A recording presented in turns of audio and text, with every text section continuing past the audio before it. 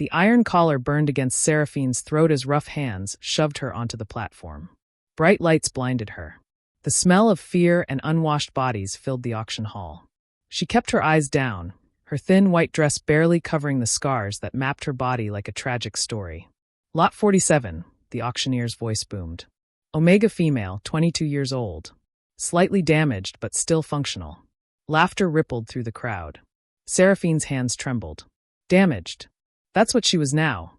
Her wolf hadn't spoken since the night her pack was slaughtered. Since the night Thorn, her fated mate, looked into her eyes and said the words that shattered her soul. I reject you, Seraphine. Your sister is stronger. She'll give me stronger heirs. 3 months ago, she had everything. A loving pack. A mate bond that sang in her veins. A future filled with hope. Then the rogues came. They killed everyone. Her parents. Her friends. The children. She only survived because she was visiting the neighboring pack for mate ceremony preparations. When she returned to find the bodies, Thorn was there. But he wasn't crying. He was standing beside Ravenna, her older sister, his hand possessively on Ravenna's waist. And Ravenna was smiling. 5,000, someone called out, snapping Seraphine back to the present. 6,000, another voice joined. The numbers climbed. Seraphine closed her eyes. It didn't matter who bought her. She was already dead inside. Maybe her new owner would be merciful and kill her quickly. 1 million gold. The auction hall fell silent. Seraphine's eyes snapped open. 1 million gold? That was enough to buy an entire pack territory. Going once. The auctioneer's voice shook with greed. Going twice. Show the buyer, someone in the crowd demanded. A spotlight swung to the back corner of the hall. Seraphine squinted through the glare. A figure sat in a wheelchair, shadows covering most of his face. Even from this distance, she could see the twisted scars running down the visible part of his neck. A black cloak covered the rest of him. Alpha Zareth. The whispers started immediately. The crippled Alpha. Why would he want an Omega? He can't even breed. I heard his face is so hideous, mirrors crack when he looks at them. He was a war hero before the explosion that destroyed him. Sold. The auctioneer's gavel cracked like a breaking bone. 2 men in black suits appeared beside Seraphine. They removed her collar and replaced it with a silk scarf. Silk. She almost laughed. You could wrap garbage in silk, but it was still garbage. They led her through the crowd. People moved away like she carried a plague. Maybe she did. The plague of rejection. The plague of being unwanted. The wheelchair-bound Alpha didn't move as she approached. His face remained hidden in shadow. One gloved hand rested on the arm of his chair. The other held a silver-topped cane. Master Zareth has purchased you, one of the suited men said. His voice was cold, professional. You will address him as Master or Alpha. You will obey all commands. You will not attempt to escape. Understood. Seraphine nodded. Words felt too heavy. The butler, as she now thought of him, gestured to a black car waiting outside. The night air hit her face, cool and sharp. Freedom was so close. She could run. Maybe make it to the forest before they caught her. But then what? Where would she go? Thorn had made sure every pack in the region knew she was rejected. Packless. Worthless. The car was luxurious inside. Leather seats. Soft lighting. Seraphine sat as far from the door as possible, making herself small. The butler sat across from her. The Alpha's wheelchair was secured beside him. They drove for hours. Seraphine watched the city lights fade into darkness. Trees crowded the road. They were heading deep into unclaimed territory. Finally, a mansion appeared. No, mansion was too small a word. This was a fortress. Black stone walls. Towers reaching into the sky. Windows that reflected the moonlight like watchful eyes. Your new home, the butler said. Home. Another word that had lost all meaning. They brought her to a bedroom. Seraphine's breath caught. The room was 3 times the size of her entire family's cottage. A massive bed dominated the center. Silk curtains. Plush carpet. A bathroom with a tub big enough to swim in. Master Zareth expects you to recover your strength, the butler said. A doctor will see you tomorrow. Food will be brought to your room. Do not leave this wing of the house without permission. Why? The word escaped before Seraphine could stop it. Why did he buy me? The butler's expression didn't change. That is not your concern. Rest. He left, locking the door behind him. Seraphine stood in the center of the enormous room, feeling smaller than ever. She walked to the window. It didn't open. Escape-proof. A tray of food sat on a small table. Fresh bread, roasted meat, fruit. Her stomach growled, but she didn't trust it. In the slave pens, they drugged the food to keep the Omegas compliant. But she was so hungry. And what did it matter anyway? She ate. The food was delicious. No drugs that she could taste. Maybe death by poison would be merciful. Exhaustion pulled at her bones. The bed was soft. Too soft. She'd been sleeping on concrete for weeks. This felt wrong. But her body didn't care about wrong. She collapsed onto the mattress and sleep dragged her under. She dreamed of fire. Of screaming. Of Thorn's face as he chose Ravenna over her. Of hands dragging her away while her pack burned.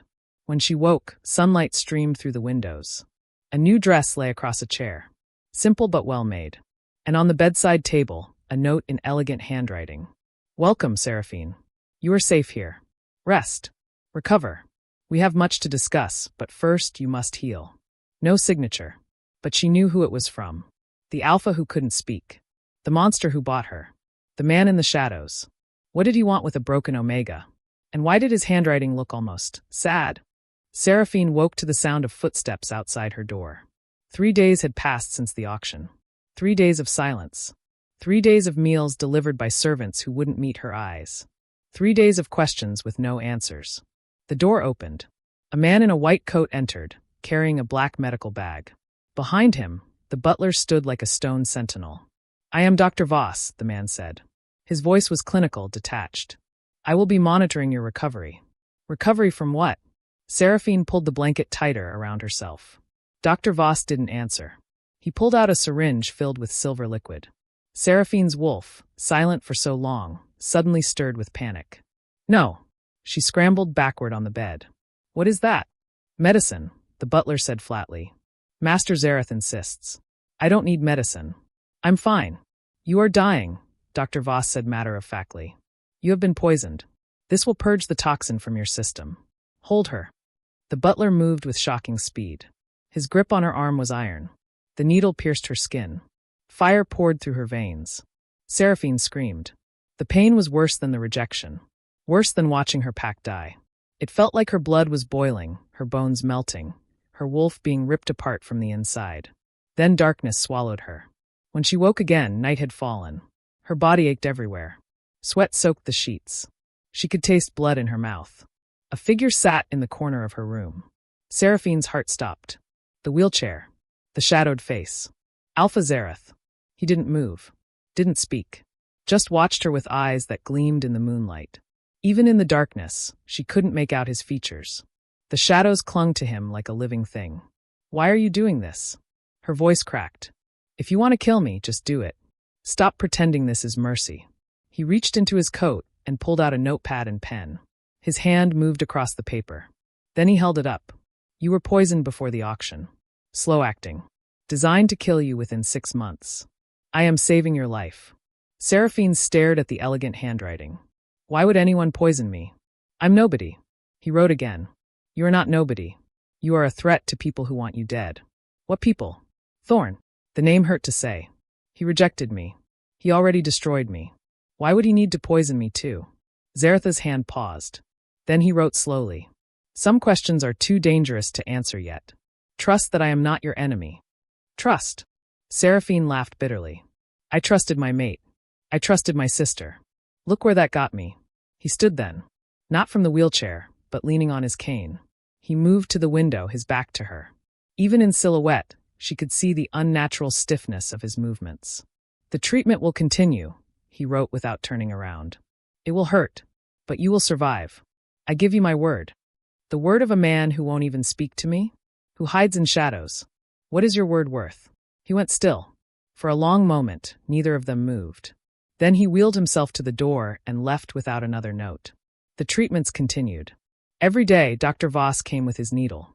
Every day, the silver fire tore through her. And every night, when she woke screaming, Zareth was there in the corner. Silent. Watching. A guardian or a jailer, she couldn't tell which. After 2 weeks, Seraphine couldn't take it anymore. The pain. The isolation. The questions. She had to escape. She waited until the servants brought her dinner. The moment they left, she pushed her food tray against the door, wedging it closed. Then she went to the window. It didn't open, but the frame was old. She used a fork from her tray to work at the lock. Her hands shook. Her body was weak from the treatments. But desperation gave her strength. The lock clicked. Cold air rushed in. Freedom. The window was 3 stories up, but thick vines covered the wall. She could climb down. She had to try. Seraphine squeezed through the window. The vines were sturdy. She climbed down, her bare feet finding purchase on the stone. Halfway down, her strength gave out. She fell. The ground rushed up to meet her. She hit hard, the breath exploding from her lungs. Pain shot through her ankle. Broken or sprained, she didn't know. Didn't care. She ran. The forest beyond the mansion was dark and wild. Branches tore at her nightgown. Roots tried to trip her. But she didn't stop. Couldn't stop. Behind her, she heard shouts. They'd discovered her escape. She ran faster, ignoring the agony in her ankle. The cold bit at her skin. She had no shoes. No coat. No plan. Just the desperate need to be free. An hour later, maybe 2, her body gave up. She collapsed beside a frozen stream, shivering violently. Snow had started to fall. She was going to die out here. Maybe that was better. At least it would be her choice. Footsteps crunched in the snow. Multiple sets. They'd found her. Seraphine closed her eyes. She didn't have the strength to run anymore. Foolish Omega. The butler's voice. You'll freeze to death. Strong arms lifted her. She was too weak to fight. They carried her back through the forest. Back to the mansion. Back to her cage. But they didn't take her to her room. They took her to a different wing. A bedroom even larger than before. A fire roared in the fireplace. And sitting beside it, his wheelchair positioned to face the flames, was Zareth. The servants laid her on a fur rug before the fire. They wrapped her in heated blankets. Brought warm broth. Tended to her ankle. And Zareth watched it all in silence. When the servants finally left, he wheeled closer. His notepad appeared. Why did you run? Because I'd rather die free than live as a prisoner. She was too tired to be afraid anymore. He wrote for a long time. Then showed her the paper. I understand. I was a prisoner once too. Tortured. Broken. Left to die. Someone saved me when they didn't have to. I'm trying to do the same for you. But I cannot help you if you die in the snow. Seraphine looked at him, really looked at him. Even with his face hidden, she could see the rigid way he held himself. The slight tremor in his hand that held the pen. The scars that disappeared into his collar. Who tortured you? She whispered. His hand moved across the paper. But before he could finish writing, voices echoed from the hallway. Dr. Voss and the butler, speaking in low, urgent tones. The poison is nearly purged, Dr. Voss said. She'll survive, but she must never know who ordered her original pack killed. Seraphine's blood turned to ice. They knew. They knew who murdered her family. And they were keeping it from her. She looked at Zareth. His hand had frozen midward. Even in shadow, she could feel his eyes on her. You know, she breathed. You know who killed them. He stared at her for a long moment. Then he wrote 2 words. I'm sorry, and wheeled himself from the room, leaving her with more questions than ever and a terrible certainty growing in her chest. Nothing about her rescue was what it seemed. 2 more weeks passed. The treatments ended.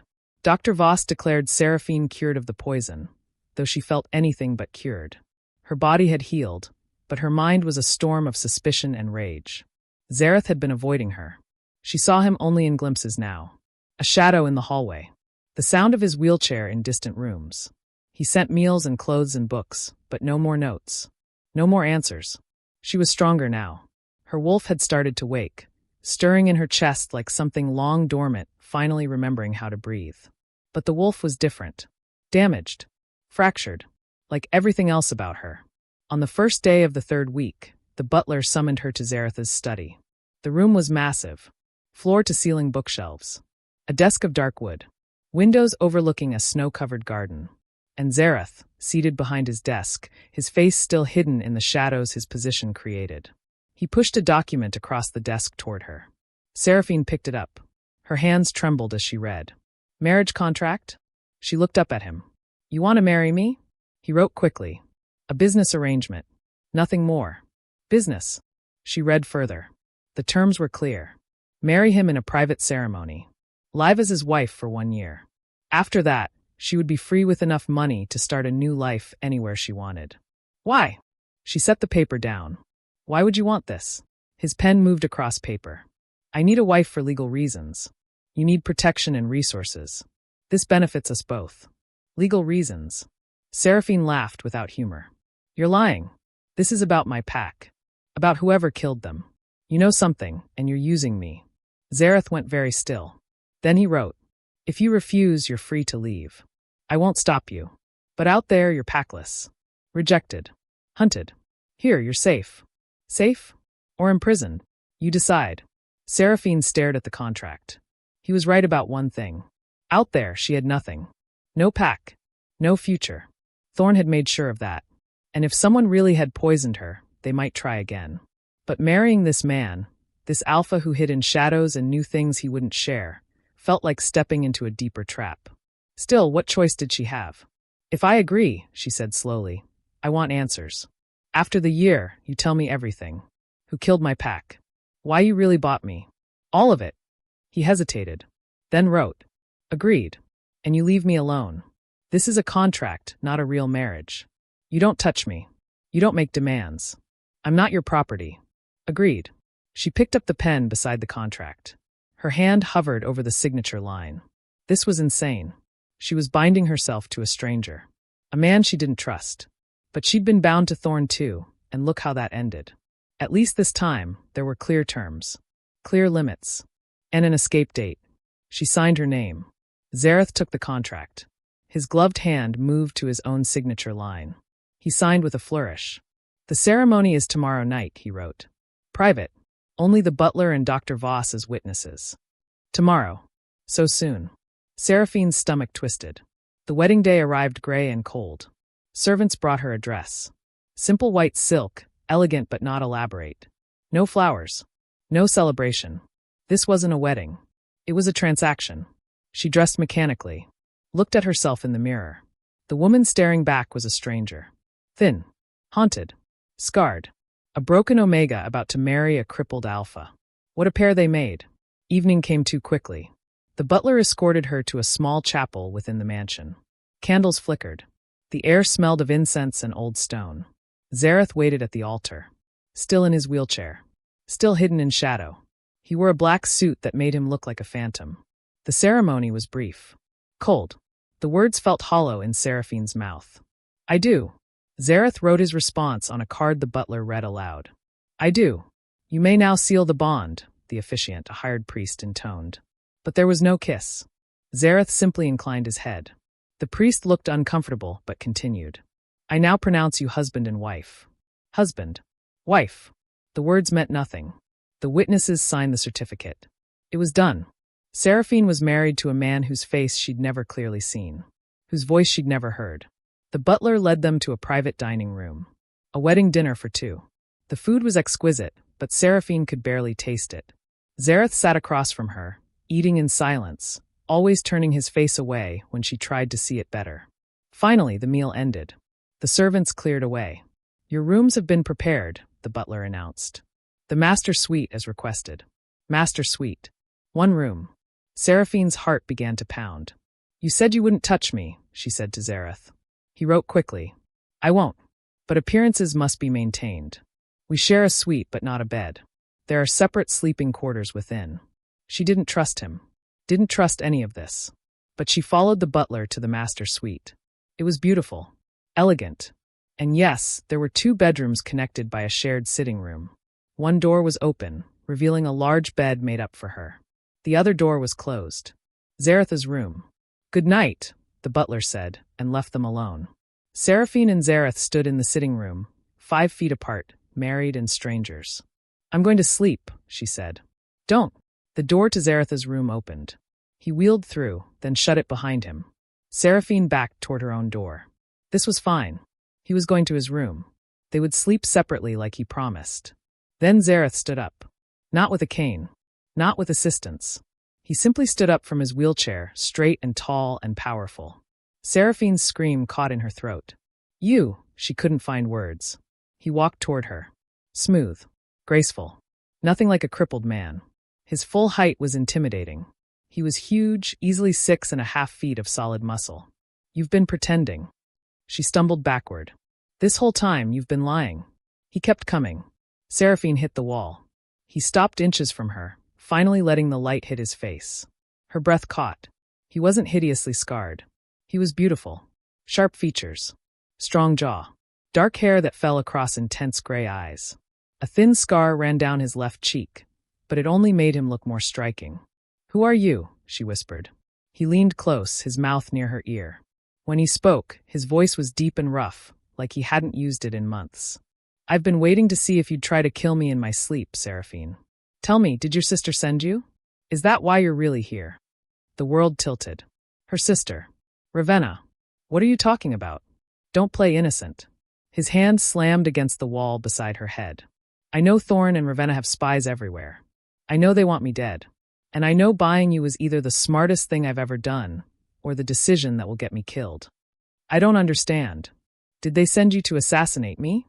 His eyes burned into hers. "Is this whole Broken Omega act just a cover? Because if it is, if you're here to kill me for them, you should know something." He grabbed her hand, pressed it against his chest. His heart beat strong and steady beneath her palm. "I'm not as easy to kill as I look," he said. "And I've been ready for betrayal since the moment I bought you." Seraphine stared at him in horror. He thought she was working with Thorn and Ravenna. He thought she was an assassin. "You're insane," she breathed. "They destroyed me. They rejected me. Why would I work for them?" "Because family loyalty runs deeper than rejection sometimes," he said. "Because money talks. Because people do terrible things when they're desperate." "I'm not," she shoved against his chest. He didn't move. "I would never work with the people who killed my pack." "Then prove it." He stepped back. "Prove you're not here to kill me. Prove I didn't make a fatal mistake saving your life." "How?" Anger flooded through her. "How do I prove something that isn't true?" He smiled, but there was no warmth in it. "I guess we'll find out. 1 year, Seraphine. You have 1 year to convince me you're not my enemy. If you fail..." He didn't finish the sentence. He didn't have to. Zareth walked back to his room, moving with predatory grace. At the door, he paused. "Oh, and Seraphine? Sleep well. I'll be watching." The door closed behind him with a soft click. Seraphine stood frozen against the wall, her whole world shattered again. She'd married a man who thought she was an assassin. A man who'd been pretending to be disabled to test her. A man who apparently knew far more about Thorn and Ravenna than he'd let on. And she was trapped here for a year, sleeping feet away from someone who might kill her if he decided she was a threat. Her wedding night had become a nightmare. Seraphine didn't sleep. How could she? She lay in bed, staring at the ceiling, listening for footsteps that never came. Zareth had said he'd be watching. Was he on the other side of that door right now, waiting to see if she'd try to run again? Try to kill him? The idea was absurd. She couldn't even kill a rabbit for food, let alone murder someone in their sleep. But he didn't know that. He thought she was dangerous. Morning light crept through the windows. Seraphine finally gave up on sleep and went to the sitting room. A breakfast tray waited on the table. Fresh pastries. Coffee. A single white rose in a vase. And a note. "We need to talk. My study. 1 hour." She ate mechanically, her stomach in knots. What would he do now? Interrogate her? Test her loyalty? She had no idea what game they were playing, but she was losing badly. Exactly 1 hour later, she walked to his study. The door was open. Zareth stood by the window, his back to her. No wheelchair in sight. He wore simple black clothes that emphasized his powerful build. "Close the door," he said without turning around. She did. The click sounded like a prison cell locking. "I owe you an explanation," he said. "And an apology."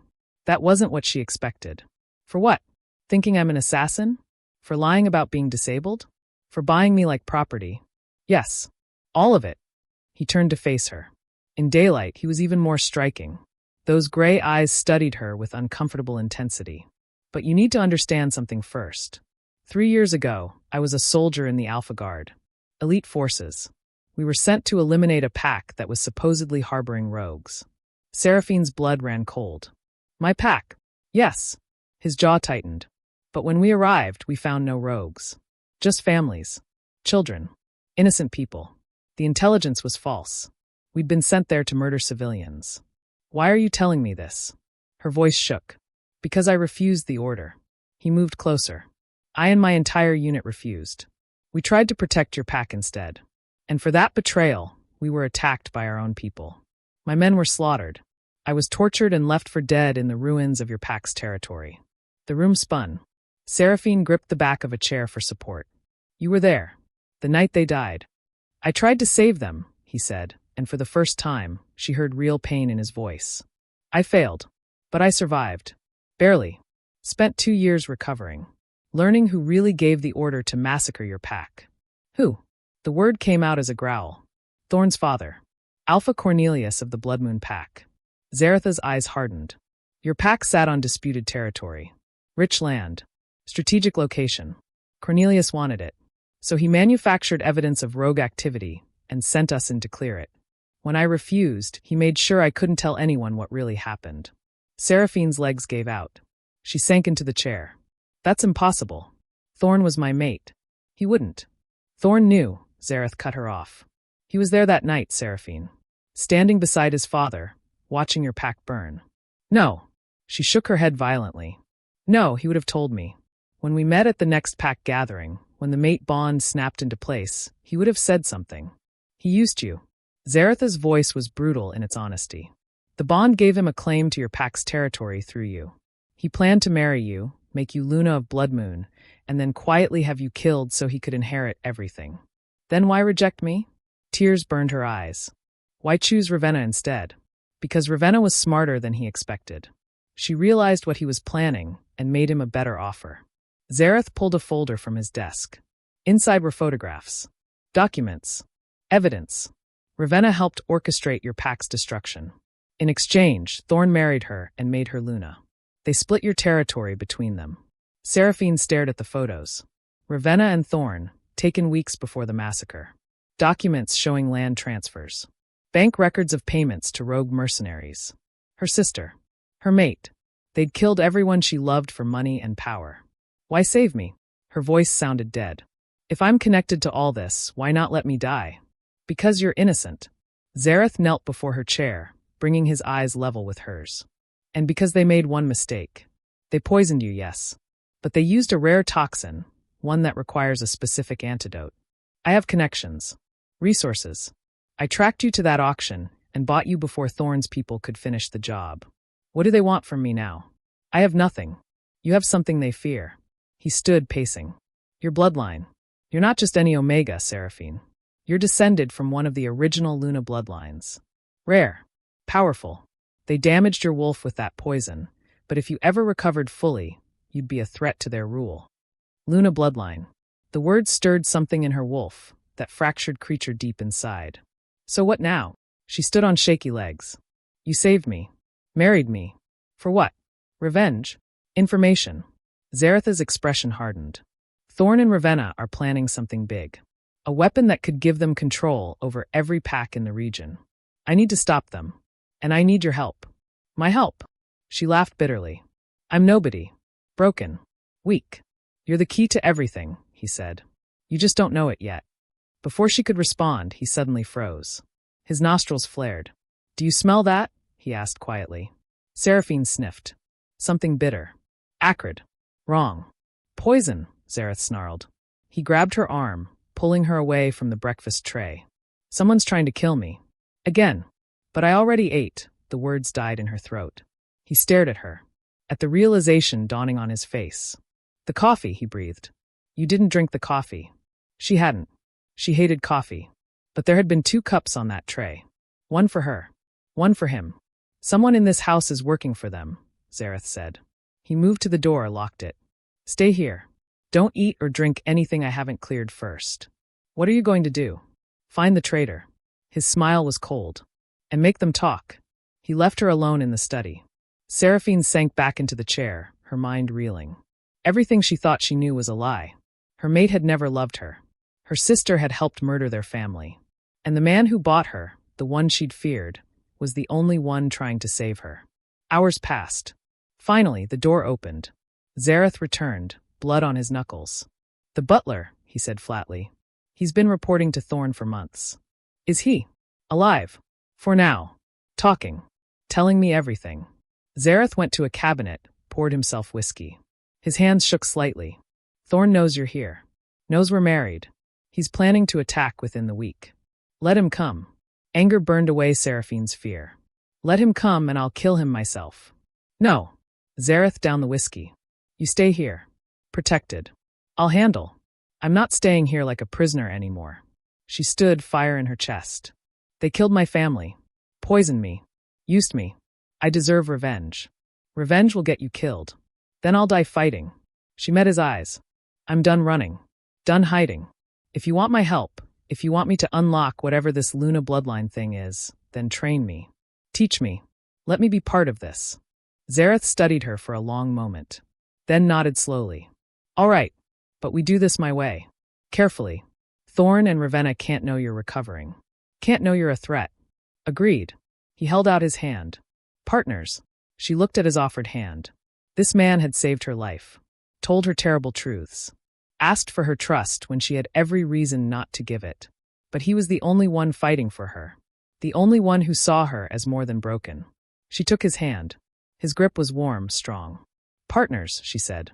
That night, Seraphine returned to her room and found a package on her bed. Inside was a small vial of clear liquid and a note in Zareth's handwriting. Trust is earned, not given. If you truly aren't working for them, you'll understand why I need this test. She uncorked the vial. Wolfsbane. Diluted but still potent. A truth serum in high enough doses. He wanted her to drink it, to prove her loyalty. Seraphine stared at the vial. This could kill her if the dose was wrong. Could paralyze her wolf. Could make her vulnerable. But if she didn't drink it, Zareth would never fully trust her. She thought of Thorn. Of Ravenna. Of her dead pack. Then she drank the entire vial. The effect was immediate. Her body went rigid. Her wolf howled in pain. She collapsed on the floor, convulsing. The door burst open. Zareth rushed in, dropped beside her. What did you do? His face was pale. Proved my loyalty, she gasped. Not working for them. You idiot. He gathered her into his arms. That dose was meant to be sipped over 3 days. You just drank enough wolfsbane to kill a full alpha. Then, I guess, we'll see if I'm really Luna bloodline. Her vision blurred. Or if I'm just broken. Everything went black. When she woke, she was in Zareth's bed. He sat beside her, his head in his hands. Dawn light streamed through the windows. You've been unconscious for 18 hours, he said quietly. I thought you were going to die. Sorry to disappoint. He looked at her, and something raw crossed his face. Don't ever do something that stupid again. Did I pass your test? Yes. He brushed hair from her forehead. The gesture was surprisingly gentle. And I'm sorry I doubted you. I've been alone so long, trusting no one. I forgot what it was like to have an ally. We're partners now, she reminded him. Yes. His hand lingered on her cheek. Partners. But something had shifted between them. Something neither was ready to name. Seraphine recovered quickly from the wolfsbane. Too quickly, according to Dr. Voss. A normal Omega would have taken weeks. She was walking within 2 days. Training within 4. Zareth was true to his word. Every morning he taught her to fight. How to use her small size as an advantage. How to kill quickly and quietly.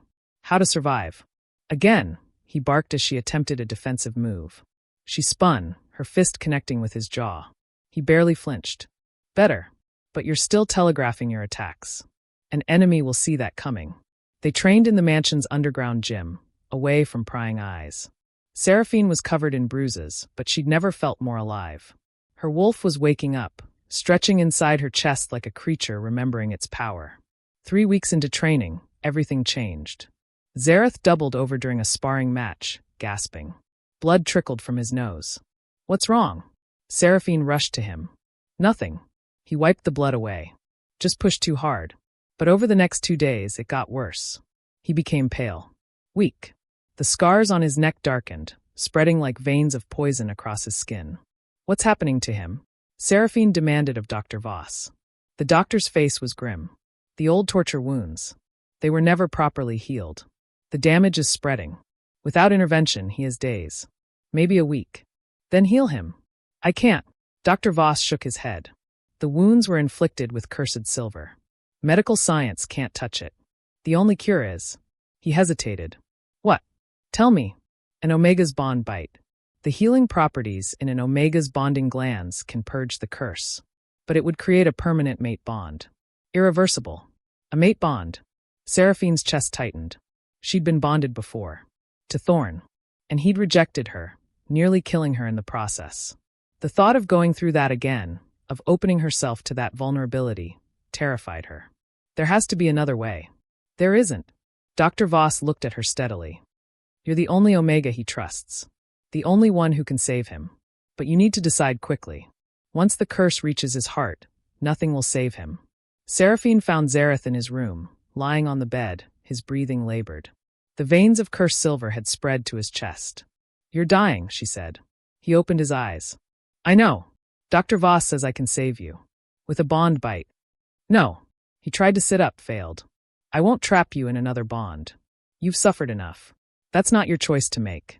Seraphine. Shut up. She climbed onto the bed beside him. You saved my life. Multiple times. Let me return the favor. A mate bond isn't a favor. It's forever. If you do this, we'll be linked until one of us dies. You'll feel everything I feel. You'll be vulnerable to me in ways you can't imagine. I know what a mate bond is. She placed her hand over his heart. It beat weakly beneath her palm. And I know I'm not going to let you die when I can stop it. Why? His gray eyes searched hers. I bought you. Suspected you. Put you through hell. Why would you save me? Because you're the only one who sees me as more than broken, she thought. Because you fight for me. Because somewhere along the way, you became the only person I trust. But she didn't say any of that. Instead, she leaned close and whispered, because partners don't let each other die. Before he could protest again, she shifted, letting her wolf rise to the surface. Her canines elongated. The bonding glands in her neck activated, releasing the chemical that would create the mate bond. She bit down on the junction of his neck and shoulder. Zareth gasped. Power flooded between them. The bond snapped into place like a steel cable, binding their souls together. And then their minds merged. Seraphine saw everything. His memories poured into her consciousness like a flood. She saw him as a young soldier, idealistic and brave. Saw him receive the order to massacre her pack. Saw him refuse, saw his commanding officer's rage. She saw the night of the massacre from his perspective. Zareth fighting his own people, trying to save families he didn't know. Failing. Being captured. The torture was worse than she imagined. They didn't just break his body. They carved cursed silver into his flesh, ensuring he'd die slowly, painfully. They made him watch as her pack burned. Made him listen to the screams. And through it all, one face appeared again and again in his memories. Thorn. Not Thorn's father. Thorn himself, holding the blade, carving the cursed silver into Zareth's skin. You should have followed orders, Thorn had whispered. Now you'll die knowing you failed them all. But Zareth survived. Crawled from the ruins. Spent 2 years healing, planning, preparing to destroy the man who'd taken everything from him. And then he'd seen Seraphine's name on an auction list. The memory shifted.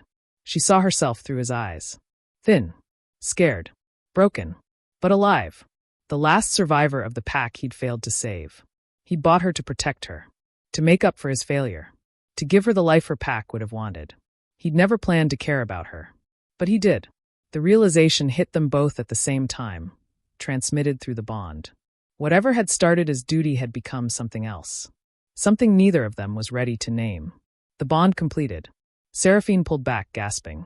Zareth's eyes were wide, his breathing steadier. The cursed silver veins were fading, retreating, dissolving under the power of the bond. You saved me, he whispered. We're even now. She tried to sound casual, but her hands were shaking. She could feel him inside her mind. Feel his heartbeat matching hers. Feel emotions that weren't her own swirling through her consciousness. Seraphine, I need to tell you something. The window exploded inward. Glass shattered everywhere. Dark figures poured into the room. Rogues. At least a dozen of them, moving with military precision. Get down. Zareth shoved Seraphine behind him, moving despite his weakened state. But the bond had changed something in her too. Power surged through Seraphine's veins. Her wolf, dormant for so long, roared to life. But this wasn't the broken, damaged wolf she remembered. This was something else. Something ancient and powerful. Her eyes glowed silver. The color of a Luna. Mine, her wolf snarled through her throat, seeing Zareth injured, seeing threats surrounding them. Energy exploded from her body. The rogues closest to her were thrown backward, slamming into walls. She moved without thinking, her body knowing instinctively how to fight now. She ripped out a rogue's throat with her bare hands. Dodged another's attack and snapped his neck. The Luna power flowing through her was intoxicating, terrifying. More rogues poured through the window. Too many. Even with her newfound strength, they were outnumbered. Then Zareth was beside her, fighting despite his injuries. Through the bond, she felt his determination, his fear for her, his rage at the attackers. They fought back to back, their movements synchronized through the mate bond. When one dodged, the other struck. When one weakened, the other covered. But there were too many. A rogue's claws caught Seraphine's side, tearing deep. She screamed. Through the bond, Zareth felt her pain as his own. He roared, a sound of pure fury, and his alpha power exploded outward. For a moment, the rogues hesitated, overwhelmed by the combined force of an alpha and Luna Omega bonded pair. That moment was enough. Security forces burst through the door. The remaining rogues were cut down or captured within seconds. Seraphine collapsed. Blood poured from her side. Zareth caught her, pressing his hand against the wound. "Stay with me," he commanded. "That's an order." "Bossy, Alpha," she gasped but held on. Dr. Voss arrived, his medical bag already open. "Get her to the medical wing. Now!" As they carried her away, Seraphine heard one of the captured rogues laughing. "Too late," the rogue coughed blood. "She already knows. She's coming for you both. The Luna and her stolen mate. She'll burn everything you love." "Who?" Zareth demanded, his voice deadly. "Who's coming?" The rogue's grin was vicious. "Your precious Omega's sister. And she's brought quite the surprise to show you both." Seraphine's vision blurred. Through the bond, she felt Zareth's shock. His confusion. What surprise could Ravenna possibly have? She passed out before she heard the answer. When she woke, it was dark. Her side was bandaged, the wound already healing faster than normal. The Luna blood in her veins was accelerating everything. Zareth sat beside her bed, his head bowed, their joined hands resting on the mattress. "How long?" she asked. 6 hours. He looked up, relief flooding his features. "You healed faster than Dr. Voss predicted. The Luna bloodline is stronger than we thought." What did that rogue mean? What surprise? Zareth's jaw clenched. Through the bond, she felt his turmoil. His dread. "Zareth, tell me." He pulled out his phone, showing her a photo that had been sent while she slept. Seraphine's heart stopped. The photo showed Ravenna, beautiful and smiling. Beside her stood Thorn, his arm possessively around her shoulders. And Ravenna's hand rested on her very pregnant belly. "They're claiming the child is mine," Zareth said, his voice hollow. "Saying I'm the father. That I had an affair with Ravenna before I bought you. That this whole thing, our marriage, was to cover up my betrayal." "That's insane," Seraphine said. "You've never touched her. I saw your memories. You've never even met her before all this." "I know, but they've manufactured evidence. Doctored photos. False testimony. They're going to present it to the Alpha Council, demand I be stripped of my title and territory for adultery and deception." "Why? What does this accomplish?"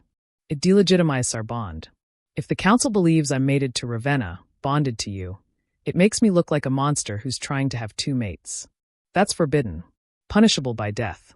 Seraphine's mind raced. This was Ravenna's play. She couldn't kill them directly, so she was going to use politics and lies to destroy them. "So we prove it's false. DNA test. Something. They've thought of that." Zareth's expression was grim. "The child's father is carefully hidden. Could be Thorn. Could be someone else they've paid off. Without proof, it's my word against theirs. And I'm the disabled alpha who everyone thinks is crazy. Who's going to believe me?" Through the bond, Seraphine felt his despair. He'd fought so hard, survived so much, only to be destroyed by a lie. "Then we don't play their game," she said. "We go on the offensive." "What?" She sat up, ignoring the pain in her side. "They want to make us look like villains? Fine. But we're not going to sit here and wait for them to destroy us. We're going to hit them first. We're going to expose everything. The massacre. The conspiracy. All of it. It's too dangerous. If we move now, they'll kill you. They're already trying to kill me," she pointed out. "At least this way, I'm fighting back." Zareth stared at her.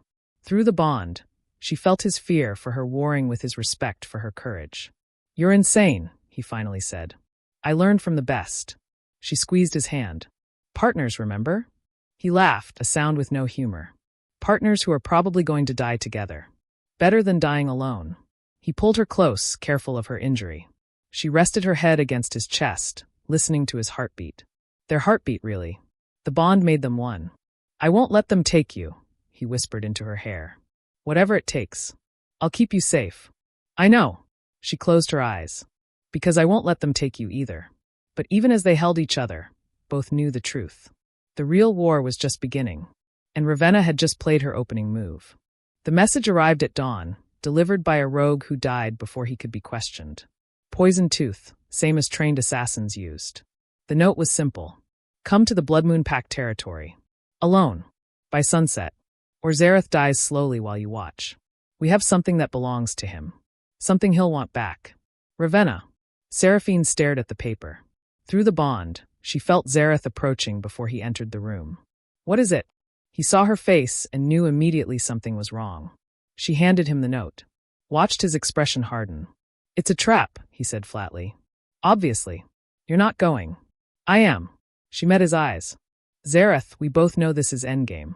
They're not going to stop. Either we end this now, or we spend the rest of our lives running. Then I'll go with you. The note says alone. I don't care what the note says. His alpha dominance pressed against her, trying to force submission. But her Luna power pushed back, matching him. They were equals now. Bonded pairs couldn't dominate each other. If you come, they'll kill us both immediately, she said. But if I go alone, there's a chance. They want me alive for something. My Luna blood, probably. That gives me leverage. Or it gives them exactly what they want. Maybe. She stood, began preparing her weapons. Knives. A small pistol loaded with silver bullets. But I'm tired of reacting to their moves. It's time we made them react to ours. Zareth grabbed her wrist, spinning her to face him. I just got you. I'm not losing you to my enemies. You won't lose me. She placed her hand over his heart, feeling their bond pulse between them. You'll always know where I am. What I'm feeling. If something goes wrong, you'll know instantly. And by the time I get there, you could be dead. Or I could have won. She smiled, but there was no humor in it. Have a little faith, Alpha. Your Omega is stronger than she looks. He pulled her close, his forehead resting against hers. Promise me something. What? If it goes wrong. If you're about to die. Don't be brave. Don't be heroic. Run. I'll find you. I'll always find you. Tears burned her eyes. I promise. But they both knew she was lying. The journey to Blood Moon Pact territory took 4 hours. Seraphine went alone as instructed, driving a nondescript car. As she crossed into their territory, wolves appeared on either side of the road. Escorts, or guards to ensure she didn't turn back. The Blood Moon Pact mansion was enormous. Opulent, built on the ashes of her family's territory. The thought made rage burn in her chest. Thorn waited at the entrance. He looked exactly as she remembered. Handsome. Strong. The mate bond that had once connected them was gone, severed by his rejection, but looking at him still hurt. Seraphine. His smile was cold. You're looking well. Much better than the last time I saw you on that auction block. Where's Ravenna? She wouldn't give him the satisfaction of a reaction. Eager to see your sister? How touching. He gestured inside. She's waiting.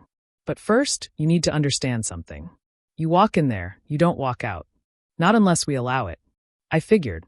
His eyes narrowed. Where's your fear? The Seraphine I knew would be trembling right now. The Seraphine you knew died when you rejected her, she said coldly. I'm what's left. And I'm done being afraid of you. Something flickered across his face. Surprise? Respect. It didn't matter. He led her inside. The mansion was filled with guards. She counted exits, noted weapons, calculated odds.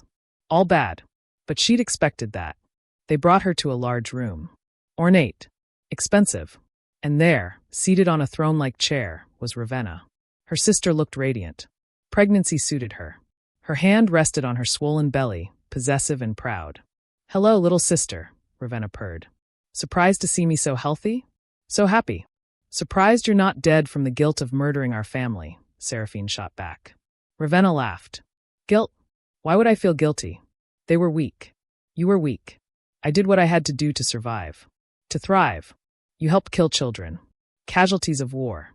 Ravenna waved dismissively. But that's not why you're here.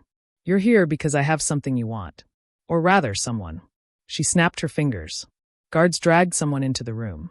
Seraphine's breath caught. It wasn't Zareth. It was Dr. Voss. Beaten. Bloody. Barely conscious. Recognize him? Ravenna asked. Your precious doctor. We've had him for 3 days now. Quite talkative under the right persuasion. What did you do to him? Seraphine moved toward Dr. Voss, but guards blocked her path. Nothing he didn't deserve for helping you. Ravenna stood, her belly prominent. He told us everything. How Zareth saved you. How you bonded. How your Luna powers are awakening. She smiled. And most importantly, he told us about the child. What child? This one. Ravenna's hand caressed her belly. You think it's thorns, don't you? Everyone does. But the truth is so much more delicious. Dread coiled in Seraphine's stomach. It's Zareth's, Ravenna continued. Conceived 6 months ago when he came to negotiate with the Blood Moon Pack. One night. One moment of weakness. And now I carry the heir to his bloodline. You're lying. But Seraphine's voice shook. Am I? Ravenna pulled out her phone, showed her a video. The video showed Zareth, looking younger, healthier. Before the curse took hold. He was in a bedroom. Ravenna was with him. They were. Seraphine looked away, but Ravenna's laugh followed her. 6 months ago, little sister. Before he ever knew you existed. Before your precious bond. He came to my bed willingly. Eagerly, even. Through the bond, Seraphine felt Zareth's sudden surge of panic. He'd felt her distress. It's not what it looks like, Zareth's voice came through their mental link. Seraphine, that video is doctored. I never touched her. I swear on my life. But doubt crept in. The video looked real. And Ravenna was pregnant. Someone was the father. You're wondering if it's true, Ravenna said, reading her expression. Wondering if your precious mate betrayed you before you even met. Wondering if everything he told you was a lie. He showed me his memories, Seraphine said through gritted teeth. I saw everything. You saw what he wanted you to see. Mate bonds can be manipulated, little sister. Especially by someone with experience. Ravenna's smile was vicious. Ask yourself this. Why would a powerful alpha like Zareth want a broken omega like you? Unless he needed you for something. Your Luna blood, perhaps? The words hit like physical blows. Every insecurity Seraphine had ever felt came rushing back. He's using you, Ravenna continued. Just like Thorn used you. Just like everyone uses you. Because you're weak. Pathetic. A broken little omega who thinks she's special because she survived. Seraphine, listen to me. Zareth's voice was desperate in her mind. It's a lie. All of it. I'm coming. Hold on. But Ravenna wasn't done. She gestured to the guards. They injected Dr. Voss with something. He screamed, convulsed, then went still. What did you do? Seraphine lurched forward. Silver poisoning, Ravenna said casually. He has maybe an hour before it reaches his heart. The only cure is a Luna's healing bite. Your healing bite, specifically. You're the only Luna in the region. Then let me save him. Oh, I will. Ravenna's smile was predatory. But there's a price. You give me what I want, and I'll let you save your friend. What do you want? Your blood. Your Luna blood. Freely given. Enough to activate the weapon my mate has been building. The weapon that will give us control over every wolf in this territory. The weapon Zareth had warned her about. The one that needed Luna blood to function. If I refuse, Dr. Voss dies. Painfully.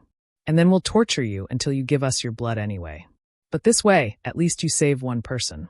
Seraphine's mind raced. Through the bond, she felt Zareth getting closer. But he was still 20 minutes away. Dr. Voss didn't have 20 minutes. And if I agree, you'll let us both go. Ravenna laughed. Of course not. But you'll die knowing you tried to save someone. Isn't that what heroes do? Seraphine looked at Dr. Voss. The man who'd healed her. Saved her from the poison. He'd risked everything to help her. She couldn't let him die. Fine, she said. Take my blood. Seraphine, no. Zareth's mental voice was anguished. It's a trap. I know, she whispered back. But I have a plan. Trust me. She didn't have a plan. But she couldn't let him know that. Ravenna's smile widened. Smart girl. Guards restrain her. They grabbed Seraphine's arms, forcing her to her knees. Thorn approached with a ceremonial knife and a crystal vial. This is going to hurt, he said, not without satisfaction. He cut her wrist. Blood poured into the vial, bright red and gleaming with an inner light. Luna blood. Pain shot through her arm, but she gritted her teeth and stayed silent. The vial filled. 1. Then 2. Then 3. That's enough, Ravenna said. We don't want her dead. Not yet. They released Seraphine. She stumbled, weak from blood loss. But she forced herself toward Dr. Voss. Save him, Ravenna commanded. Then we'll discuss your future. Or lack thereof. Seraphine knelt beside Dr. Voss. His skin was gray, his breathing shallow. The silver poison was spreading fast. She bit her wrist, reopening the wound, and pressed it to his mouth. "Drink," she commanded, pushing Luna power into the word. Dr. Voss's eyes flickered open. He drank. The Luna blood in her veins, enhanced by her bond with Zareth, flowed into him. The silver poison began to retreat, neutralized by her power. But something was wrong. Seraphine felt her wolf stirring. Not in pleasure. In warning. Too much blood lost. Too much power expended. Her vision blurred. "Seraphine." Zareth's mental voice was frantic. "What's happening? I feel you fading." Through the bond, her consciousness brushed against his. She showed him everything. The trap. The blood. Ravenna's lies.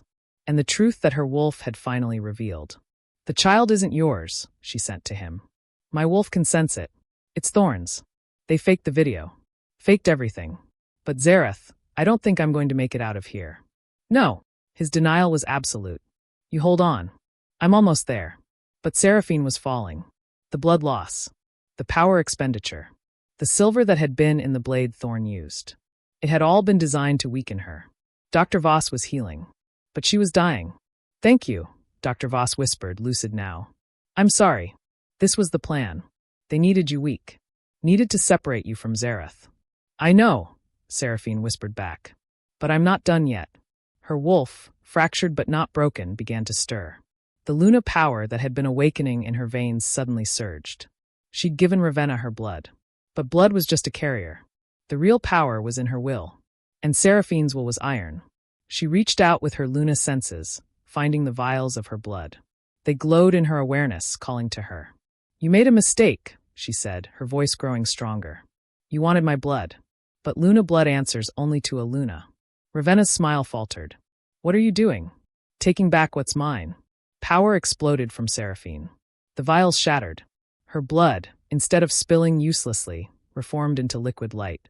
It shot back to her, healing her wounds, restoring her strength. And something else happened. Her wolf finally, fully awakened. Not the broken, damaged creature she'd carried since the massacre, but the true Luna wolf she'd always been meant to become. Silver light poured from her body. Ravenna screamed, backing away. Thorn tried to grab her, but the Luna power threw him across the room. "You wanted my blood for your weapon?" Seraphine stood, her eyes glowing pure silver. "Here's what my blood can really do." She released the full force of her Luna power. Every wolf in the mansion felt it. The dominance. The command. The absolute authority of a true Luna. Ravenna's guards dropped to their knees, unable to resist. Even Thorn struggled against the compulsion. Only Ravenna remained standing, protected by her pregnancy. "You can't hurt me," Ravenna snarled. "I'm carrying a child.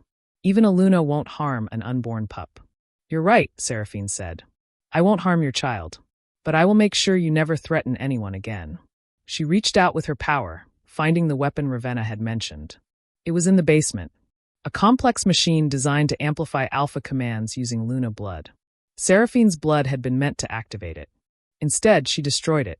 Her power flowed through the blood traces, overloading every circuit, shattering every crystal. The weapon exploded in a shower of sparks. "No!" Ravenna screamed.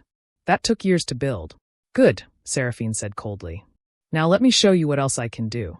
But before she could act, the mansion shook. Windows shattered. The wall exploded inward. Zareth burst through, his alpha power on full display. Behind him were dozens of wolves. His pack. His allies. He'd brought an army. His eyes found Seraphine immediately. Through the bond, relief and rage warred for dominance. "You're alive," he said, his voice rough. "I'm alive," she confirmed. "But we have a problem." Ravenna was running. Despite her pregnancy, she moved fast, heading for a secret exit. "Get her," Thorn commanded his guards. But the guards were still on their knees, paralyzed by Seraphine's Luna command. Thorn cursed and ran after Ravenna himself. "Let them go," Zareth said, pulling Seraphine against him. "You're more important." "No." She pushed away from him. "If we let them escape, this never ends. I'm finishing this. Now." Before he could stop her, she ran after Thorn and Ravenna. Her Luna senses tracked them easily. They were heading for the garage, planning to escape in a car. She reached them just as Thorn was helping Ravenna into a vehicle. "It's over," Seraphine said. "Surrender." "Never," Ravenna spat. "I'll burn everything before I surrender to you." She pulled out a device. A trigger of some kind. If I can't have victory, Ravenna said, neither can you.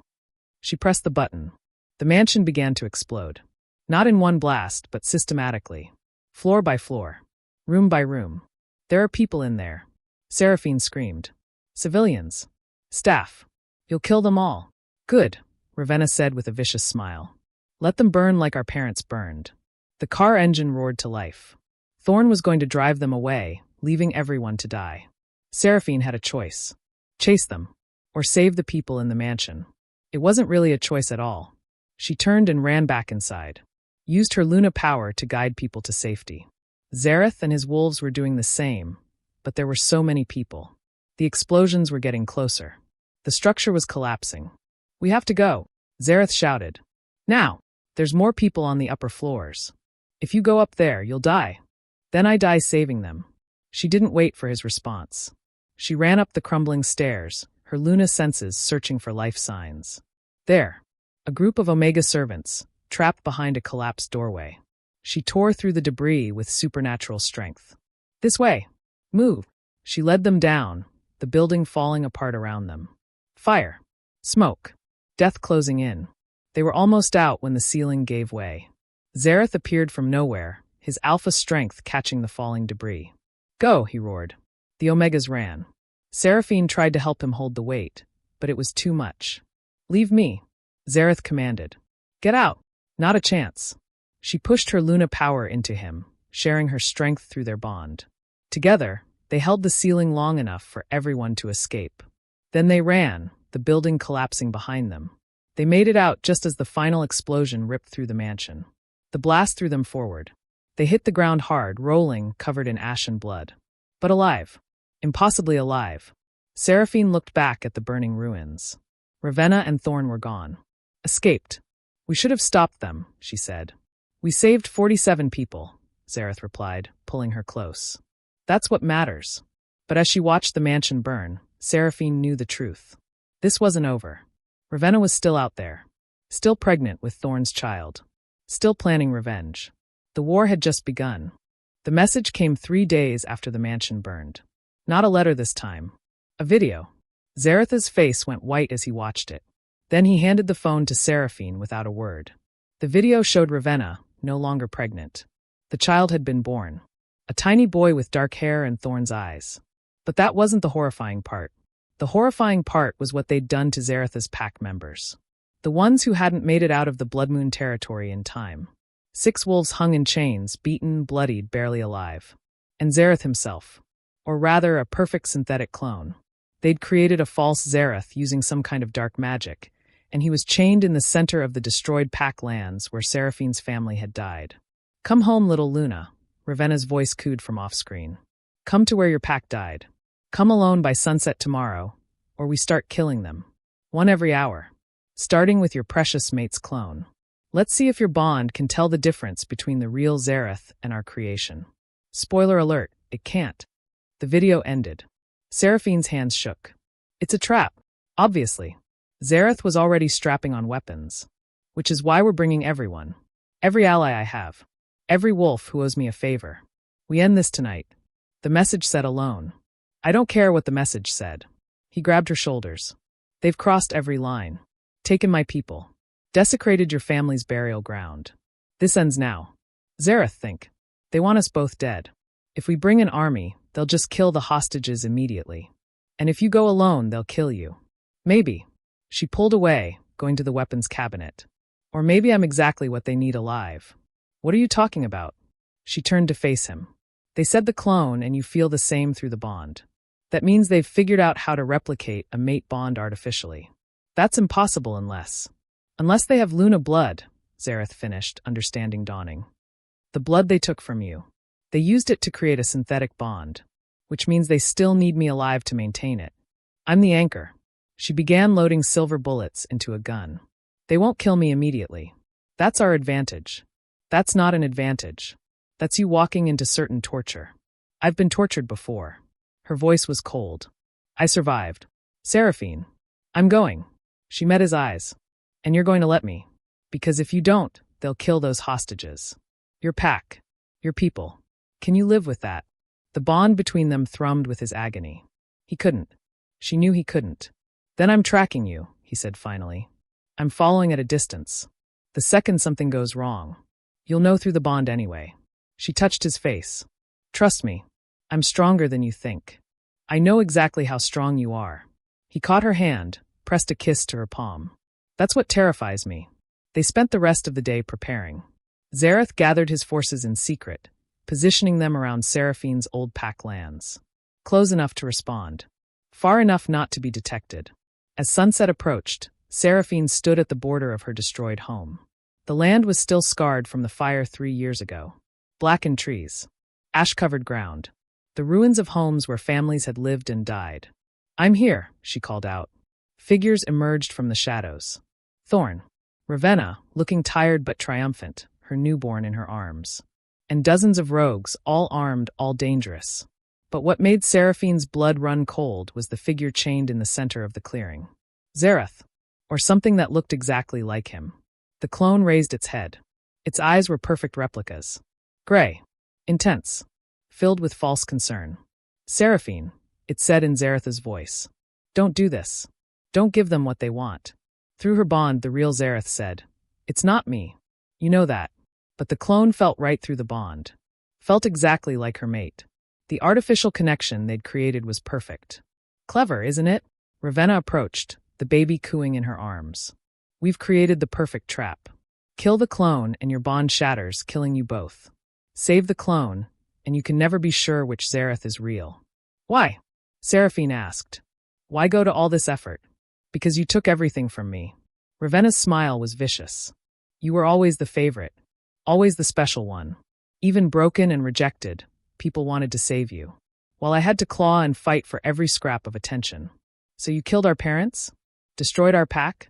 All because you were jealous. Not just jealous. Ambitious. Ravenna shifted the baby to her other arm. I saw an opportunity. Thorn's father wanted your pack's land. I wanted power. We made a deal. And it would have worked perfectly if you'd just died like you were supposed to. Sorry to disappoint. Oh, you will be sorry. Ravenna gestured. The rogues dragged out the 6 hostages. They looked worse in person than in the video. Beaten. Starved. Barely conscious. Here's how this works, Ravenna continued. You give me your Luna blood. All of it. Every drop. And I let these wolves live. Refuse and I kill them. Starting with this one. A rogue pressed a silver blade to a young female Omega's throat. Don't do it, the Omega gasped. Don't give them anything. But Seraphine knew she couldn't watch innocents die. Not again. Wait, she said. I'll give you my blood. But first, answer one question. What question? Why do you need it? Your weapon is destroyed. What are you really planning? Ravenna's smile widened. Oh, that weapon was just a prototype. A test. The real weapon is much more elegant. Much more permanent. She gestured to Thorn. He pulled out a syringe filled with glowing liquid. Seraphine's blood from before, mixed with something else. Something dark and oily. We've been studying Luna bloodlines for years, Ravenna explained. Did you know that Luna blood doesn't just heal? It can control. Command. Override the will of any wolf it touches. But it needs to be fresh. Living. Which is why we need you. You're going to inject people with my blood? Not people. Every alpha in the region. We've already started. 3 packs have new alphas now. Alphas whose blood carries your Luna essence. Alphas we control completely. Seraphine's stomach turned. That's slavery. That's evolution, Ravenna corrected. The weak serving the strong. The way it should be. And once we have enough of your blood, we'll control every pack within 1,000 miles. An empire. With me as the Luna Queen. You're not a Luna. No. But I carry the blood of one now. Ravenna's eyes flashed silver for just a moment. I've been injecting myself with your blood for weeks. Stealing it from the samples we took. It's changing me. Making me stronger. Soon, I'll be a Luna too. A dark Luna. And I'll rule everything. Through the bond, Zareth's rage was a living thing. I'm moving in. This has gone far enough. Not yet, Seraphine sent back. Trust me. Please. She turned her attention back to Ravenna. You're insane. Luna blood doesn't work that way. It'll reject you. Kill you from the inside. That's what the baby is for. Ravenna looked down at her son with something that might have been love if it wasn't so twisted. Pure bloodline. Untainted. When he's old enough, I'll use his blood to stabilize mine. He'll be my living battery. my source of endless power. You'd use your own child? He's a tool. Nothing more. Ravenna's casual cruelty was breathtaking. Now, your blood. All of it, or these wolves die. Seraphine looked at the hostages, at the clone chained and suffering, at the ruins of her home. She'd come here ready to die, ready to sacrifice everything to stop Ravenna. But her wolf had other ideas. You want my blood? Seraphine asked quietly. You want my Luna power? Fine. Let me show you what a real Luna can do. She didn't wait for a response. She unleashed every ounce of power she'd been holding back. Silver light exploded from her body. Not the gentle healing glow from before. This was raw, primal, the full fury of a Luna defending her territory. The rogues closest to her were thrown backward. Some shifted involuntarily, unable to resist the command in her power. Others simply dropped, overwhelmed. But Seraphine wasn't attacking them. She was attacking the blood. Every drop of her Luna blood that Ravenna had stolen, every sample they'd used, every injection they'd given, she called it all back. The syringes in Thorn's hands shattered. The vials in Ravenna's pocket exploded. And in 3 distant pack territories, the alphas who'd been injected with Seraphine's blood screamed as it burned its way out of their systems. No! Ravenna shrieked. What are you doing? Taking back what's mine. Seraphine's eyes blazed pure silver. You wanted to use my blood to control wolves? Here's what you didn't understand. Luna blood can't be stolen. Can't be forced. It answers only to the Luna who gave it freely. The blood that had been in Ravenna's system, weeks' worth of stolen injections, began to rebel. Ravenna's skin turned gray. She gasped, clutching her chest. You're killing me, she choked. No, your greed is killing you. My blood is just defending itself. But then the baby began to cry. Not a normal cry. A scream of agony. Seraphine's heart clenched. The baby. He had her blood in him too, passed through Ravenna's system. Stop! Thorn rushed to Ravenna's side. You're hurting the child. Seraphine froze. She could feel it through her power. The baby was innocent, untainted, but he was suffering because of what Ravenna had done. She had a choice. Continue purging her blood and possibly kill an innocent child. Or stop and let Ravenna escape. It wasn't a choice at all. She pulled back her power. The pain stopped. Ravenna collapsed, gasping. The baby's cries became whimpers, then silence as he exhausted himself. I won't kill a child, Seraphine said. Even yours. But this ends now. You think you've won? Ravenna laughed weakly. You've doomed them all. She gestured. The rogues moved as one, grabbing the hostages. Blades pressed to throats. My life for theirs, Ravenna said. You let me go or they die. Seraphine's mind raced. She could feel Zareth getting closer through the bond. Could feel his forces surrounding the area. But they weren't close enough. If she made the wrong move, the hostages would die. Seraphine, the real Zareth's voice came through their bond. I have a shot on Thorn. I can take him down. Without him, the rogues might scatter. Or they might panic and kill everyone, she sent back. It's a risk. It's too big a risk. She turned her attention to the clone. The false Zareth chained in the center of the clearing. Through her Luna senses, she could feel the artificial bond connecting them. Could trace its structure. And she understood. The clone wasn't just a copy. It was a conduit. A channel through which they were siphoning her Luna power. Every moment she was near it, it was draining her, feeding that power to Ravenna. That's why Ravenna looked stronger than she should. Why she'd survived the blood rejection. The clone was a battery, and Seraphine was the power source. Clever, she said aloud. You didn't just create a fake Zareth. You created a trap to steal my power. Ravenna's smile confirmed it. Every second you stand there trying to save everyone, you're making me stronger.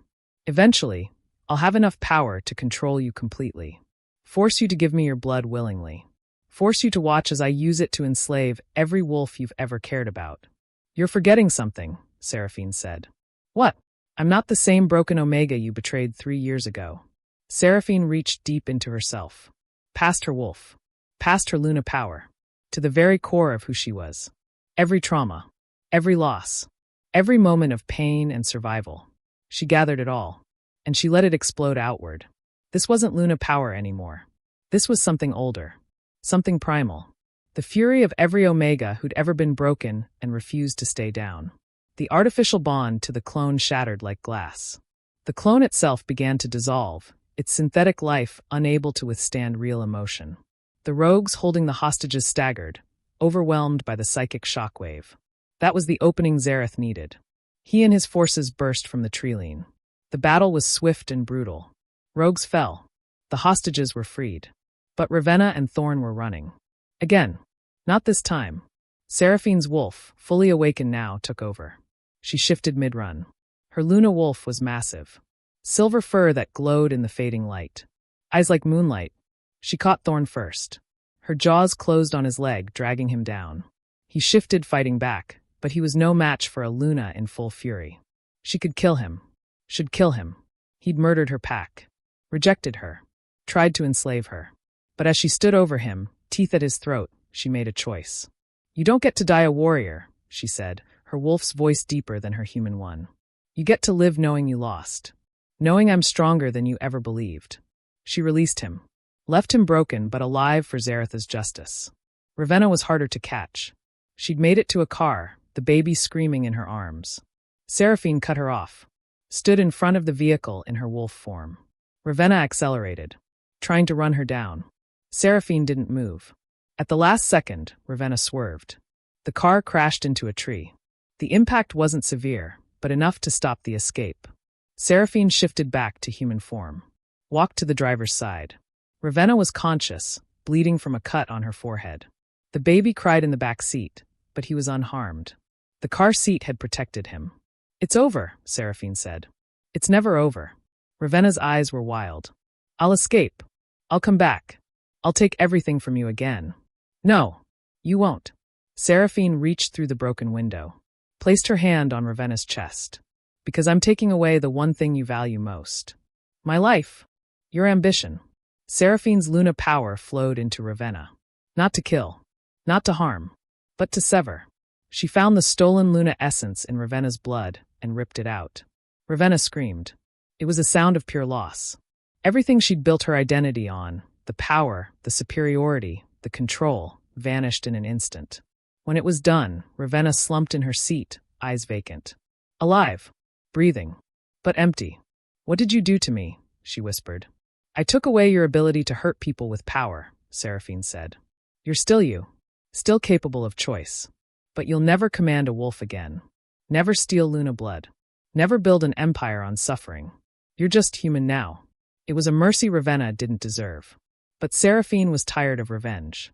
Tired of death. She reached into the back seat. Took the baby. He quieted in her arms, sensing safety. "He deserves better than you," Seraphine said. "Better than Thorn. Better than this life of schemes and murder. You can't take my son. Watch me." Zareth appeared at her side, his alpha presence commanding.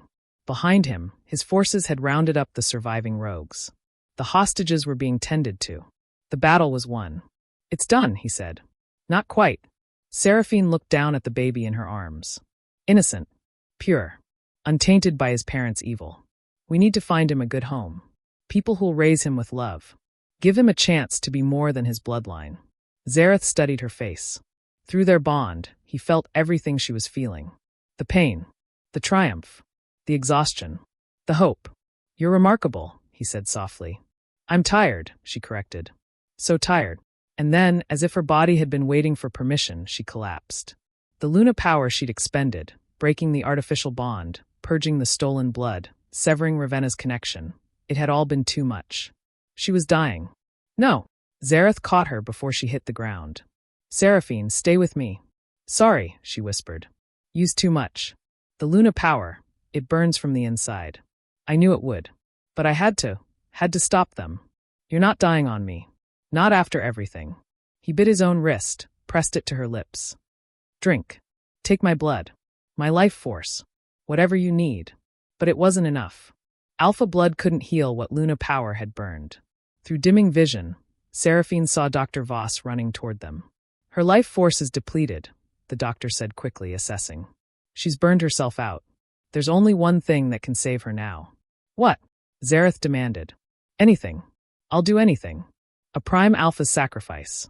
The words hung in the air like a death sentence. "What does that mean?" Seraphine asked, though she could barely form the words. Dr. Voss looked at Zareth. "You're not just an alpha, are you? You survived cursed silver that should have killed you. Survived torture that would have broken any normal wolf. You're a prime. rarer even than Lunas. And a prime can give up their alpha essence to save a bonded Luna. But it's permanent. You'd lose your alpha power forever. Do it, Zareth said immediately.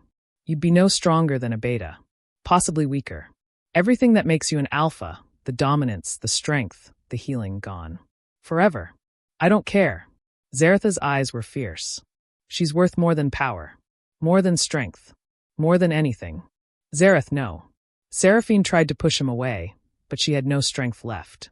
You can't. Your pack needs you. Your people. My pack will survive. My people will find another alpha. He cupped her face. But I won't survive losing you. I can't. I won't. It's not fair. You'll be vulnerable. Weak. I'll be alive. With you. That's all that matters. He looked at Dr. Voss. How do we do this? A complete bond. Mind, body, and soul. You give her your alpha essence through the mate bond. Your prime power will jumpstart her Luna core, save her life. But there's no going back. Zareth didn't hesitate. He pulled Seraphine into his lap, pressed his forehead to hers. Do you accept this bond? He asked. Fully. Completely. Forever. Tears streamed down her face. I can't let you do this. That's not what I asked.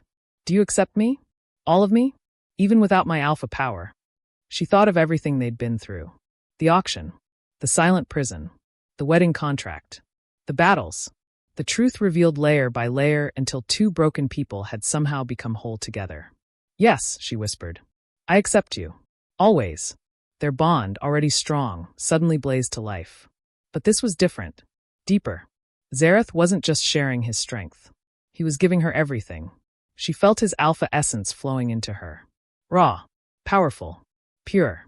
It fed her dying Luna core, reigniting the flames. But she also felt what it cost him. Felt his dominance fading.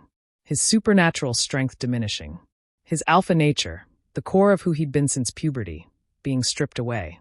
Stop, she gasped. It's too much. You're losing too much. I know. His voice was calm. Peaceful. And I'd do it again. Every time. In every life. The transfer completed. Seraphine's Luna power stabilized. Stronger now. More complete. Fed by a prime sacrifice. But Zareth slumped against her, exhausted in a way she'd never felt from him before. Through their bond, she felt the absence. The hole where his alpha nature had been. What have you done? She whispered. Saved you. He smiled weakly. Worth it. Around them, his pack members stared in shock. Their alpha, their leader, had just voluntarily given up his power. But before anyone could speak, something impossible happened. The baby in Seraphine's arms began to glow. Not with stolen Luna power. With something pure. Innocent. New. What? Dr. Voss stared. That's not possible. The baby's tiny hand reached out, touching both Seraphine and Zareth. And through that touch, a circuit completed. Luna and Prime. Light and strength. Sacrifice and love. The baby, born of twisted ambition but innocent of his parents' sins, became a conduit. He took the prime essence Zareth had given, the Luna power Seraphine held, and he gave something back. Not alpha power. Not dominance. But balance. Zareth gasped as new strength flowed into him. Not his old power. Something different. Gentler. But no less strong. A guardian's bond, Dr. Voss breathed in awe. It's a myth. A legend. When a prime and Luna sacrifice for each other in the presence of an innocent, they don't lose their power. They transform it. Seraphine felt it too. Her Luna power wasn't diminished. It was evolved. Tempered by Zaretha's sacrifice. Made stronger by their love. And Zareth, though no longer an alpha, was something new. A guardian. Protector. His strength came not from dominance but from devotion. Together, they were more powerful than either had been alone. The baby cooed, content, and then fell asleep. Whatever magic he'd channeled was done. What do we do with him? One of Zaretha's pack members asked. Seraphine looked down at the sleeping child. He'd saved them. This innocent soul born of evil parents had somehow redeemed himself before he could even speak. We find him the best family, she said. Far from here. People who'll love him. Teach him kindness. Make sure he never becomes what his parents were. And if Ravenna or Thorn try to take him back, they won't. Zaretha's voice was firm, even without alpha dominance behind it. I'll make sure of it. Legally. Magically. By whatever means necessary. That child deserves peace. They found a family 3 territories away, an older Omega couple who'd lost their own son years before. They wept when Seraphine placed the baby in their arms, promised to love him, protect him, raise him right. As Seraphine and Zareth left, she felt the weight of everything that had happened finally settle. "We won," she said. "It's really over." "Yes," Zareth agreed. "It's over." But they both knew the truth. This ending was just a beginning. 6 months later, Seraphine stood in the ruins of her old pack territory. But they weren't ruins anymore. Construction crews worked everywhere, building homes, planting gardens, creating something new from the ashes of the past. "The school will be finished next month," Zareth said, coming up behind her. His arms wrapped around her waist, pulling her back against his chest. "And the medical center is ahead of schedule." "It's beautiful," she whispered. "My family would have loved this. It's your vision, your dream. I'm just helping build it." She turned in his arms, studying his face. 6 months without alpha power hadn't diminished him. If anything, he seemed more at peace, more himself. "Any regrets?" she asked. "About giving up my alpha nature to save you?" He pretended to think. "Let me consider." "No, not even for a second." She laughed, the sound light and genuine. "Happiness. When was the last time she'd felt real happiness?" "The council still won't recognize our territory," she reminded him. "They say a Luna without an alpha can't rule. Then they're fools." He kissed her forehead. "You've built something here that every other pack envies. A sanctuary. A place where the broken can heal. Where Omegas aren't treated as property. Where strength isn't measured by dominance." It was true. In 6 months, their territory had become a haven. Rejected Omegas came from across the region. Abused wolves found shelter. The packless found family. And Seraphine, the broken Omega nobody wanted, had become their Luna in truth. "There's something I need to tell you," Zareth said, his tone shifting to serious. "What's wrong?" She felt nothing alarming through their bond, but his expression made her nervous. "Nothing's wrong. But Thorn escaped prison last week." Her blood ran cold. "What? Why didn't you tell me immediately?" "Because I was handling it, and because I knew you'd react like this." He squeezed her hands. "He's not a threat anymore, Seraphine. He's broken. Wanted. Every pack in the region has orders to kill him on sight. And Ravenna? Still in the psychiatric facility. The doctors say she might never recover. Taking away her power broke something in her mind." He paused. "They've asked if you want to visit her." Seraphine thought about her sister, the woman who'd murdered their family, who'd tried to enslave an entire region, who'd lost everything in her quest for power. "No," she said finally. "I forgive her because holding on to hate will poison me. But I don't need to see her. That part of my life is over." "Good." Zareth's relief was palpable. "Because I have something much more important to discuss." He pulled out a small box. Seraphine's heart skipped. "We're already married," she pointed out. "A contract marriage. Cold. Clinical. Made out of necessity." He opened the box, revealing a simple silver ring engraved with moon phases. "I want to do it again. Properly this time. A real ceremony. With our pack. Our family. Our choice." Tears blurred her vision. "You want to marry me again?" "I want to marry you every day for the rest of our lives." He knelt despite not needing to. Despite being her equal in every way.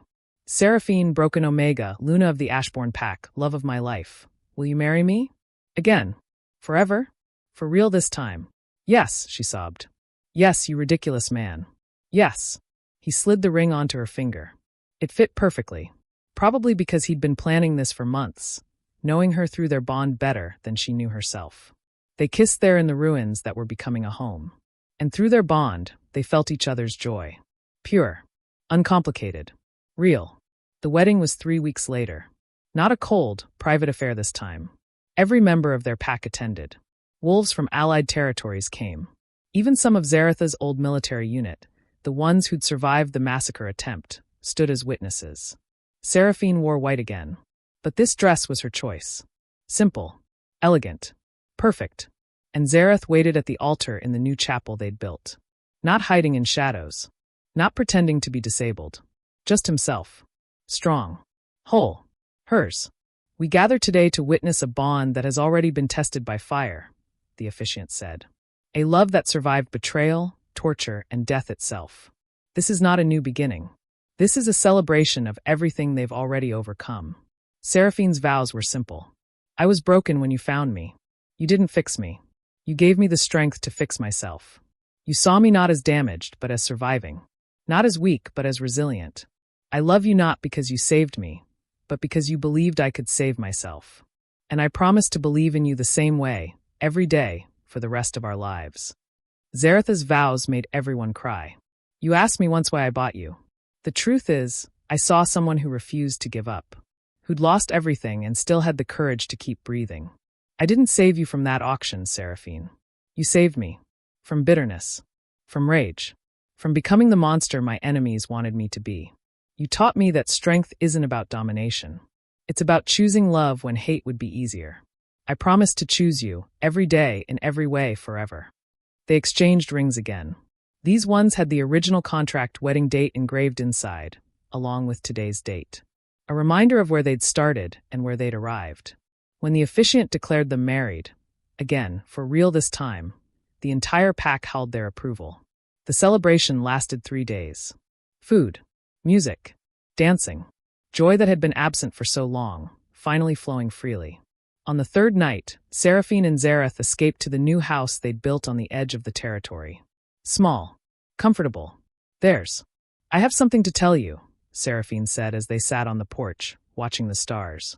If you're dying again, I'm going to be very upset, Zareth said lightly. I'm not dying.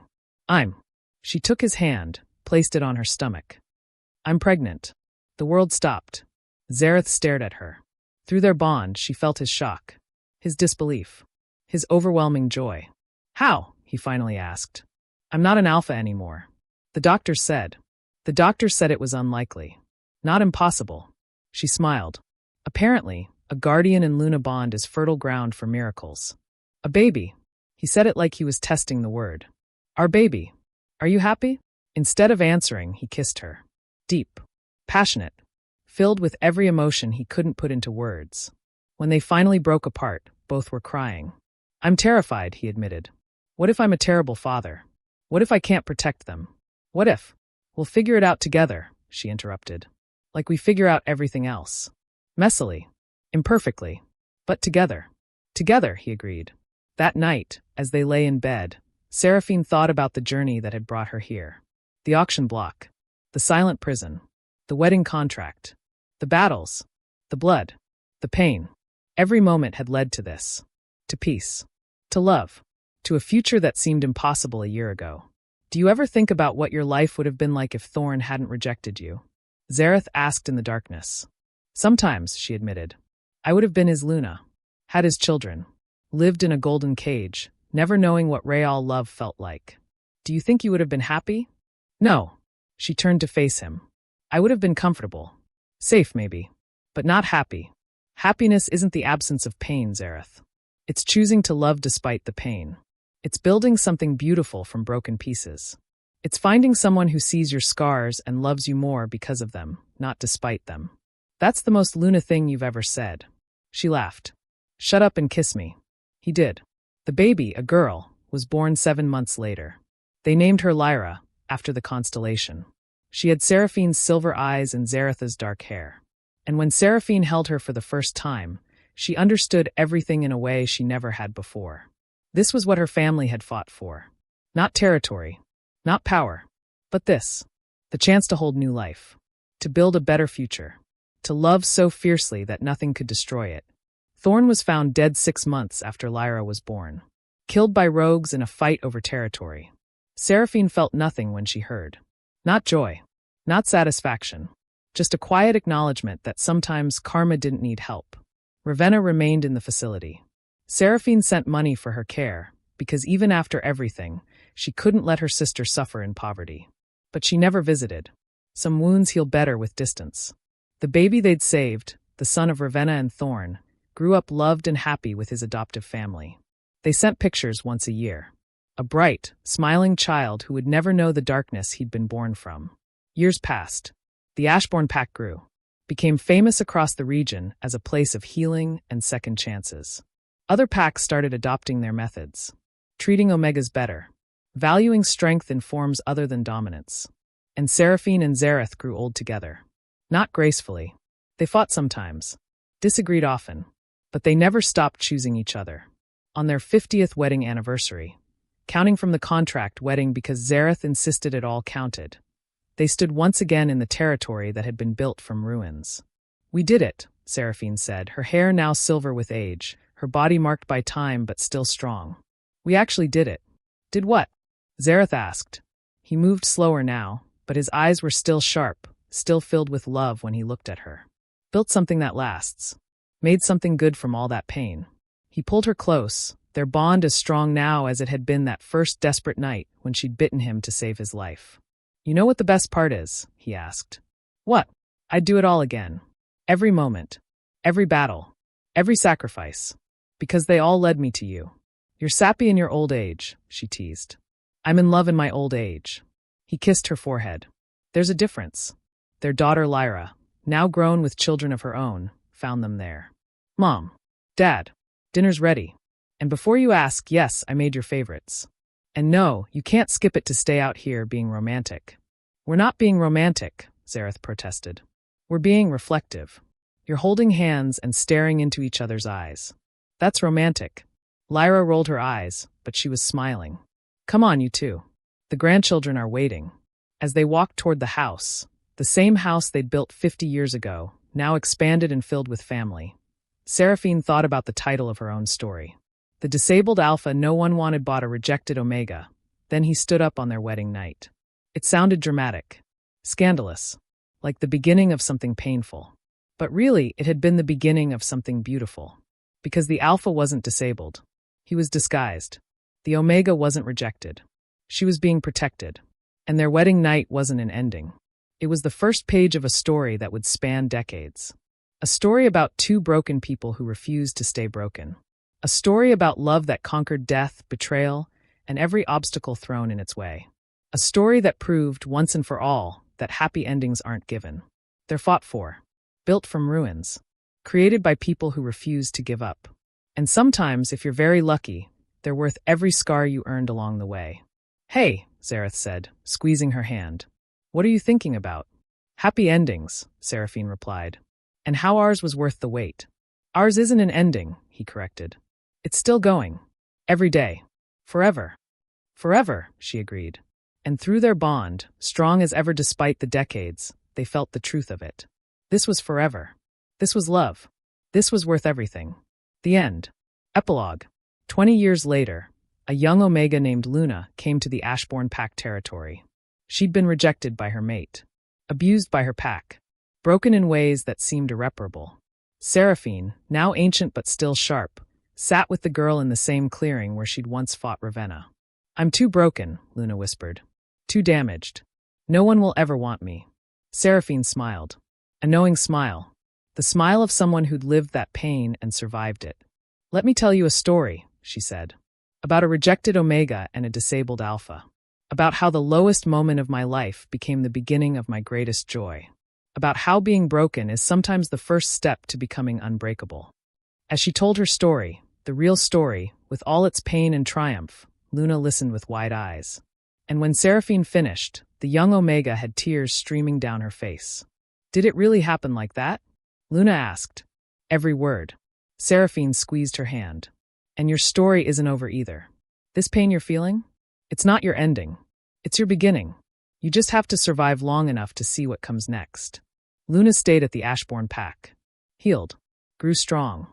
Eventually found her own love story. Because that's what the Ashbourne Pack did. It gave people the time and space to become who they were always meant to be. And it all started with one broken omega who refused to stay broken.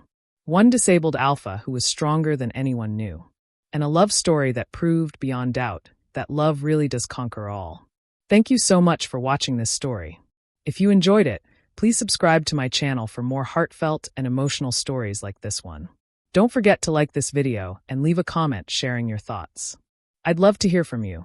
Your support truly means the world and helps me create even more amazing content for you. Make sure to turn on notifications so you never miss a new story. See you in the next video.